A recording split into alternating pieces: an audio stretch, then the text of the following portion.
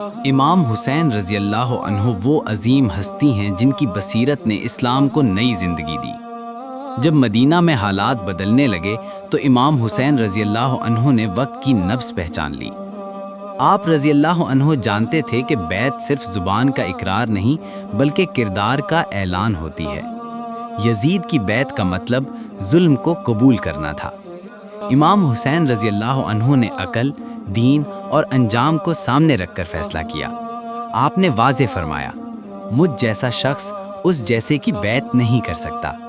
یہ جملہ صرف انکار نہیں بلکہ اصول کا اعلان تھا۔ امام حسین رضی اللہ عنہ کو معلوم تھا کہ اس راستے میں قربانی دینی پڑے گی، مگر حق کی حفاظت قربانی مانگتی ہے۔ کربلا کا سفر جذبات نہیں، گہری حکمت پر مبنی تھا۔ ہر قدم سوچ سمجھ کر اٹھایا گیا۔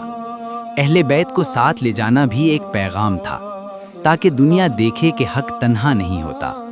کربلا میں امام حسین رضی اللہ عنہ نے پہلے کردار پیش کیا، پھر شہادت دی۔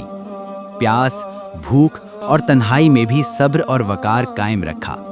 امام حسین رضی اللہ عنہ کی یہی بصیرت آج بھی امت کو راستہ دکھاتی ہے۔